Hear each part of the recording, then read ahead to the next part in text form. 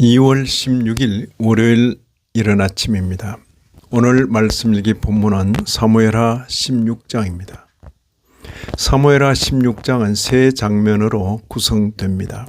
첫째는 1절 이하 4절 시바의 고발과 다윗의 즉각적 판단, 둘째는 5절 이하 14절 시므이의 저주와 다윗의 절제된 대응, 마지막 세 번째는 15절 이하 23절 압살롬의 입성과 왜곡된 조언의 시작. 이 장의 핵심 질문은 바로 이것입니다. 시련의 순간에 우리는 무엇을 사실로 또 무엇을 하나님의 손길로 해석하는가. 첫째는 1절 이하 4절입니다. 급한 판단, 듣기 전에 내린 결정. 다윗이 도망하는 길에서 시바를 만납니다. 시바는 먹을 것과 짐승을 준비해 옵니다. 그리고 무비보셋에 대한 말을 꺼냅니다. 3절에 오늘은 이스라엘 족속이 내 아버지의 나라를 내게 돌리리이다. 이 말은 다윗의 상처를 정확히 찌릅니다. 다윗은 확인하지 않습니다. 그는 묻지 않고 판단합니다. 4절에 무비보셋에게 있던 것이 다 내 것이니라. 여기서 다윗은 왕으로서의 분별과 절차를 잠시 내려놓습니다. 그는 피곤하고 쫓기고 배신당했다고 느끼는 상황에 있습니다. 이 장면은 다윗의 인간적 한계를 보여줍니다. 그는 신앙의 사람인 동시에 상황에 흔들리는 왕입니다. 둘째로 5절 이하 14절입니다. 시므이 사건입니다. 저주 앞에서의 해석. 시므이는 다윗을 따라오며 저주합니다. 7절 보시면 피를 흘린 자여 사악한 자여. 아비새는 즉각 반응합니다. 8절에 어찌 죽은 개가 내 주 왕을 저주하리까. 그러나 다윗의 반응은 다릅니다. 10절에 여호와께서 그에게 명령하신 것이니. 이 말은 다윗이 시므이의 말이 옳다고 인정했다는 뜻이 아닙니다. 다윗은 사건의 주도권을 하나님께 돌려놓습니다. 그는 저주를 즉각 제거할 수 있는 힘이 있음에도 그 힘을 사용하지 않습니다. 다윗은 이렇게 고백합니다. 12절에 혹시 여호와께서 나의 원통함을 감찰하시고. 이 말에는 확신보다 겸손한 기대가 담겨 있습니다.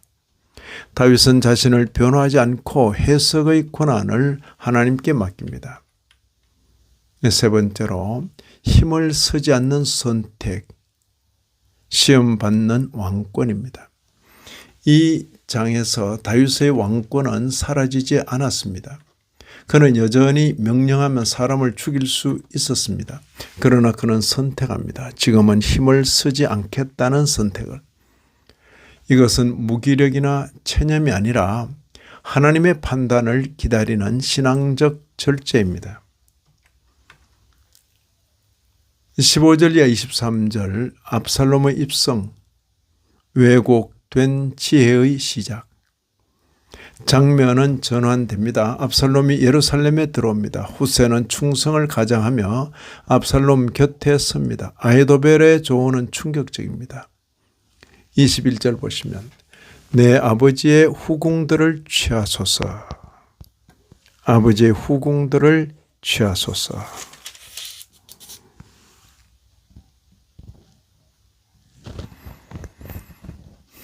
이 조언은 정치적 계산으로는 성공적일 수 있습니다. 그러나 이는 윤리적 파괴를 통한 권력 공고화입니다. 성경은 이 조언을 평가합니다. 23절에 그때의 아히도벨의 모략은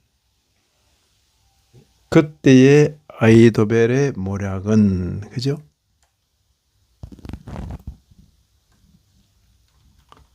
지혜처럼 보이는 것이 항상 하나님의 뜻은 아닙니다.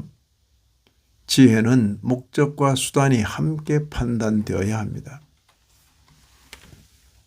이제 16장의 신학적 핵심입니다. 해석의 자리. 사무엘하 16장은 이렇게 대비합니다. 다윗은 모욕을 하나님의 손 아래에서 해석합니다. 그에 비해서 압살롬은 권력을 수단을 가리지 않고 확보하려고 합니다. 둘 다 왕의 길에 서 있지만 그들이 해석하는 방식은 전혀 다릅니다. 하나님의 나라는 힘을 가졌느냐 보다 그 힘을 언제 어떻게 사용하느냐로 드러납니다. 이제 그리스도에게로 이어지는 묵상을 하십시다. 다윗은 저주를 들으며 침묵했고 예수 그리스도는 모욕을 받으시며 고난을 감당하셨습니다. 다윗은 혹시 은혜를 기대했지만 그리스도는 확실한 순종으로 십자가를 지셨습니다. 다윗의 절제는 불완전했지만 그리스도의 절제는 구원의 길이 되었습니다.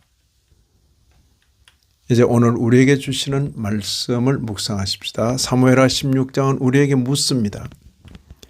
우리는 억울한 말을 들을 때 즉각 반응하는가? 아니면 해석을 하나님께 맡길 수 있는가?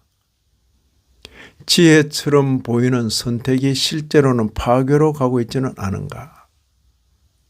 하나님의 백성에게 중요한 것은 항상 이기는 것이 아니라 하나님의 판단을 기다릴 줄 아는 믿음입니다. 이 아침에도 말씀에 참여하신 모든 분들 위해 하나님의 크신 은혜가 더하시기를 진심으로 기원합니다.